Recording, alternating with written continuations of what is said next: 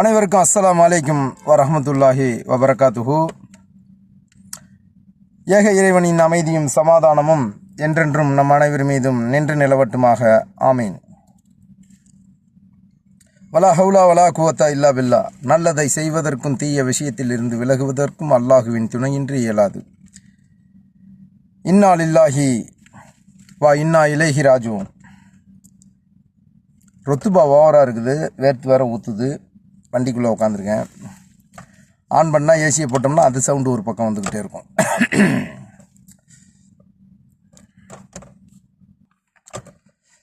ஏர் India விமானத்திற்கு இதுதான் காரணமா என்ற தலைப்பில் சாட்டை துரைமுருகன் நம்ம மாப்பிள்ளை பேசியிருக்கிறாரு. என்ன பேசியிருக்காருன்னா கேட்போமா?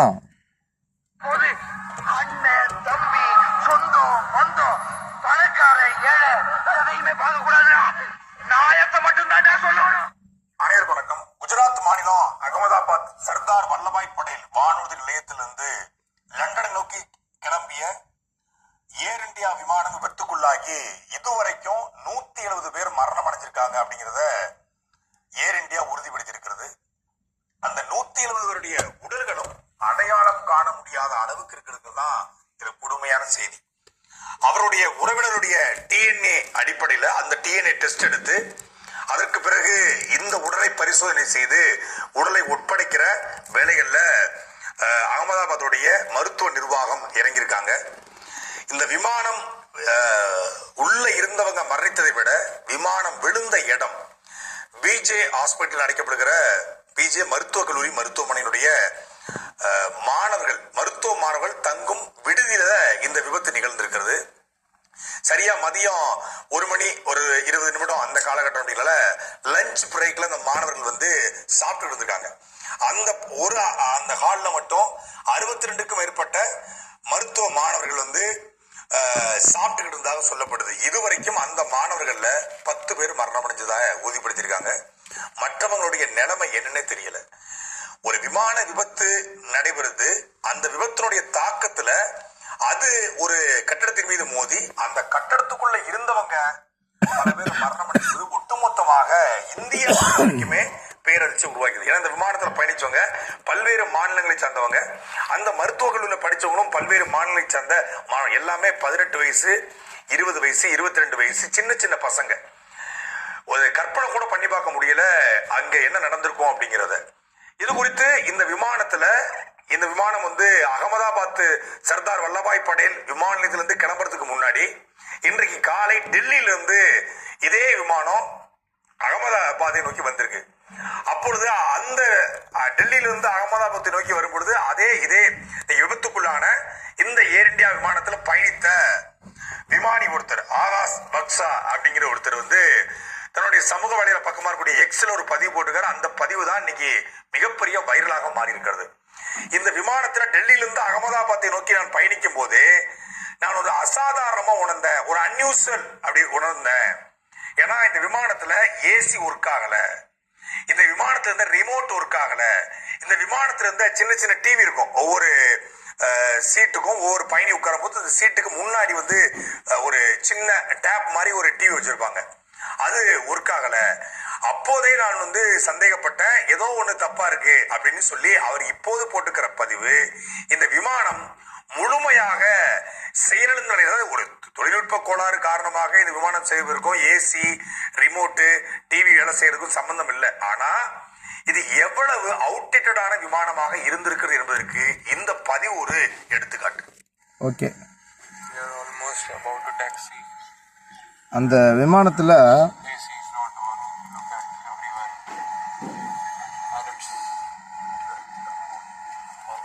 ஏசி ஒர்க் ஆகல அப்படிங்கிறதெல்லாம் வீடியோ எடுத்து போட்டிருக்காங்க.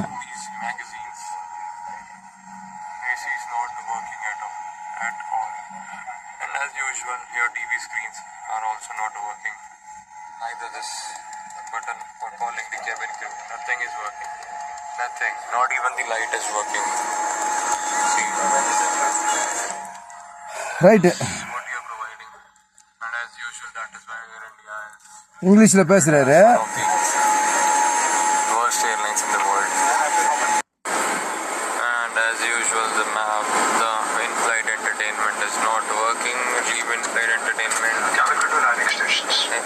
ஓகே போதும். நான் பேச வந்தது விமானம் வேலை செய்யல, ஏசி வேலை செய்யல, ரிமோட் வேலை செய்யல, டிவி வேலை செய்யல, அது குறித்து அல்ல.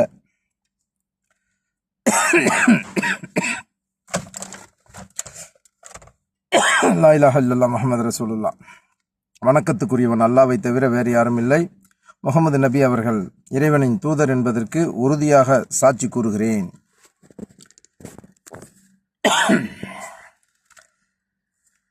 லா இலாஹா இல்லல்லாஹ்.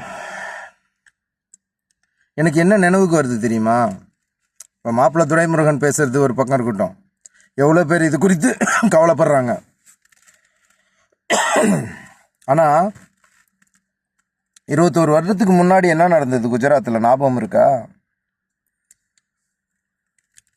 ஒரு அமானுஷ்யமாக உணர்ந்தன்னு ஒருத்தர் சொல்கிறாருல்ல, அல்லாஹ் உணர்த்தி இருக்கிறான். யாருக்காவது சிந்தனை வந்து இதை பற்றி பேசுவாங்கன்னு பார்க்குறேன், யாரும் பேசலை. வாகனங்களை இயக்கக்கூடியது அல்லாஹ். இந்த உலகத்தை இயக்கி கொண்டு இருக்கிறான், நம்மளை இயக்கி கொண்டு இருக்கிறான். நம்ம இதய துடிப்பு அல்லாஹ் இயக்குறான். அதுமாரி வாகனங்களுடைய பயணங்கள் என்பது அல்லாஹ்வுடைய பாதையை நோக்கியது. அல்லாஹ் எதன் மீது சத்தியமிட்டு நமக்கு சொல்கிறான் தெரியுமா? நான் ரொம்ப ஓவராக வேர்க்குது. நம்ம வண்டியை ஸ்டார்ட் பண்ணிட்டு ஏசியை போட்டுருவோம்.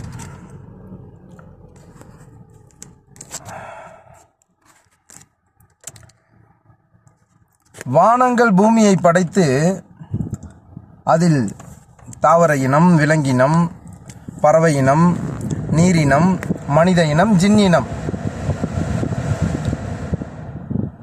இத்தனை இனங்களை படைத்து அல்ஹம்துலில்லாஹ், இத்தனை இனங்களை படைத்த அல்லாஹ் மனித இனத்தை தான் அதிசயம் என்கிறான். ஆனால் இந்தியாவில் ஒரு 21 ஆண்டுகளுக்கு முன்னாடி நடந்த சம்பவம், பிஸ்மில்லாஹ், யாருக்காவது நினைவு இருக்கா? ஞாபகப்படுத்துகிறேன். இதே குஜராத்தில் இன்னைக்கு நம்ம நாட்டுடைய பிரதமராக இருக்கக்கூடிய மோடி முதலமைச்சராக இருந்த குஜராத்தில் நடந்த சம்பவம் ஞாபகம் இருக்கா? மறந்துட்டீங்களா?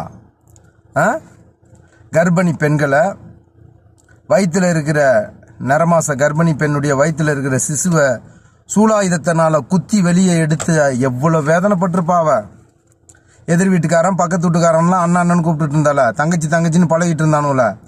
எத்தனை பேர் உள்ள பூந்து கற்பழிச்சு கொடூரமான முறையில் கொலை செஞ்சானுங்க. கற்பழித்த பெண் நீதி கேட்டு போராடி அதுக்காக நீதி கேட்ட வக்கீல்கள் கூட கொல்லப்பட்டதாக செய்தி. சரியா தெரியல. ஆனால் வயிற்றில் இருக்கிற சிசுவை சூலாயுதத்தினால குத்தி வெளியே எடுத்தா அதனுடைய நர வேதனை எப்படி இருக்கும்? நரகத்தில் கூட அல்லாஹ் அந்த மாதிரி தண்டனை கொடுப்பானா தெரியல. இன்னா லில்லாஹி வ இன்னா இலைஹி ராஜிஊன். கோத்ரா ரயில் விபத்து, அந்த ரயிலில் பிணங்களை கொண்டு போய் வச்சு எரிச்சு விட்டு அதில் வந்த சாமியார்களை எரிச்சதா இஸ்லாமியர்கள் தான் செஞ்சாங்கன்னு சொல்லி தானே கலவரத்தை உண்டு பண்ணார். அந்த கலவரத்தின் போது நரேந்திர மோடி தானே முதலமைச்சராக இருந்தார் குஜராத்தில். அந்த குஜராத் மாநிலத்தில் இப்படி ஒரு சம்பவத்தை அல்லாஹ் ஏற்படுத்தியிருக்கிறான்னா 21 வருஷம் சென்று அல்லாஹ் ஏற்படுத்தியிருக்கிறான். இந்த விபத்தை கறிக்கட்டையாக எரிஞ்சு உடல்கள் கண்ணால் பார்க்கும்போது வேதனையாக இருக்குது, வலி. இதே வேதனையை தானே அன்னைக்கு செஞ்சீங்க. முஸ்லீம்கள் என்ற காரணத்துக்காக தான்டா கற்பழிச்சிங்க. முஸ்லீம் என்ற காரணத்தினால தான்டா சிசுவை குத்தி கொன்னீங்க. மறந்துட்டேன்னு நினைக்கிறீங்களா? கொஞ்சம் கூட ஈவிரக்கம் இல்லாமல் ஈனப்பிரிவைகளா நீங்கள்? மனுஷனுங்களாடா நீங்களாம்? அப்படியாப்பட்ட நரேந்திர மோடியை இன்னைக்கு நாட்டுக்கு பிரதமராக்கி நாடை நாசப்படுத்தி வச்சிருக்குது. வரிங்கிற பேரில் நம்மக்கிட்ட வட்டிங்கிற பேரில் சுரண்டி நம்மளுடைய வரி பணத்தை வாங்கிக்கிட்டு தமிழ்நாட்டுக்கு மானியம் கொடுக்கறது இல்லை. இந்த தமிழ்நாட்டில் இருக்கிற நீங்கள் அதை மறந்துட்டீங்க. நான் முஸ்லீம்களுக்காக பேசலை, மனித குலத்துக்காக பேசுகிறேன். மனித நேயத்தையும் மிருக நேயத்தையும் இஸ்லாம் பேண சொல்லுது. ஆனால் இன்னைக்கு இஸ்லாமிய தலைவர்களாக இருக்கக்கூடிய இந்த தவ்ஹீத் ஜமாத்து, NTF ஜமாத்து, ஜாக்கு ஜமாத்து, இன்னும் எத்தனை ஜமாத்து? 48 பிரிவுகளா? என்ன எல்லாரும் ஒன்றா இருங்கன்னு சொன்னால் ஹதீஸ் ஒன்று சொல்கிறது. என்ன ஹதீஸ் சொல்லுவீங்க? நபிகள் நாயகம் ஸல்லல்லாஹு அலைஹி வஸல்லம் சொன்னார்கள் 72 கூட்டங்களாக பிரிவார்கள். அது உலகத்துக்கு சொன்னது, ஒட்டுமொத்த உலக மக்களுக்கும் சொன்னது. நம்ம தமிழ்நாட்டுக்கு சொல்லலை. தமிழ்நாட்டில் 48 பிரிவு, 54 பிரிவு இருக்குன்றாங்க. லா இலாஹ இல்லல்லாஹ். இந்த ஜனியம் பிடிச்ச ஏசியை போட்டால் இரும்பல் ஓவரா வேற வரும்.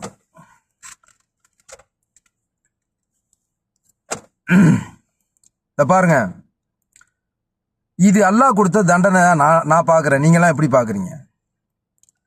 யாரும் தப்ப முடியாது. வினை விதைத்தவன் வினை அறுப்பான், விதை விதைத்தவன் விதை அறுப்பான். நீ பற்ற வைத்த நெருப்பொன்று இன்று பத்தி எரிகிறது. இந்துத்துவவாதிகள் அவர்களும் வியாதிகள், தவ்ஹீத்வாதிகள் அவர்களும் வியாதிகள். ஏனென்றால் இந்த இஸ்லாமிய சமூகம் சுன்னத்து ஜமாத்துன்னா ஒன்று இருந்தது. அதில் 4 மதகபு இருந்தது. அதில் ஷாஃபி ஹனஃபிங்கிறது தமிழ்நாட்டில் அதிகம். ஷாஃபி ஹனஃபி, அம்புலி மாலிகிங்கிறது அது ஷியாருடைய கொள்கையில் உள்ளதுன்னு சொல்லுவாங்க. அது நம்ம தமிழ்நாட்டில் அதிகமாக இருக்கிறது. கடற்கரை ஓரமாக இருக்கிறவங்க ஷாஃபி மதகபு, ஹனஃபி மதகபுங்கிறவங்க இங்கே டவுன் சைடில் இருக்கிறவங்கன்னு சொல்லுவாங்க. இந்த ஷாஃபி ஹனஃபி என்ற இமாம்களுடைய பெயர். அபு ஹனிஃபாங்கிற ஒருத்தர், ஷாஃபிங்கிற ஒரு இமாம். இவர்கள் இமாம்களுடைய எழுதின புஸ்தகத்தை வச்சு நாங்கள் ஷாஃபி மதகபு, நாங்கள் ஹனஃபி மதகபு. மதகபு என்பது இஸ்லாத்தில் இருக்குதா? நபிகள் நாயகம் ஸல்லல்லாஹு அலைஹி வஸல்லம் எந்த மதகபை சேர்ந்தவங்க? மாறாக முஸ்லீமாக இருந்தாங்க. விளங்கி கொள்ள வேண்டும், நாம் முஸ்லீமாகத்தான் இருக்க வேண்டுமே தவிர மதகபுவாதியாகவோ தவ்ஹீத்வாதியாகவோ சுன்னத்துவாதிங்கிறது சுன்னா என்றால் என்ன? இங்கே வெளிநாட்டை பொறுத்த அளவுக்கு சுன்னி முஸ்லீம், ஷியா முஸ்லீம்வாங்க. சுன்னி முஸ்லீம் என்றால் நல்ல முஸ்லீம் என்று பொருள். சுன்னா என்றால் அரபு வார்த்தையில் சுன்னி என்பது சுன்னத். நம்ம தமிழ் வார்த்தையில் அந்த சுன்னிங்கிற அந்த சொல்லாகப்பட்டது நம்ம தவறான ஒரு ஆணுறுப்பை குறிக்கக்கூடிய ஒரு வார்த்தையாக இருப்பதனால சுன்னத்து அப்படின்னு சொல்லுவோம், சுன்னா அப்படின்னு சொல்லுவோம்.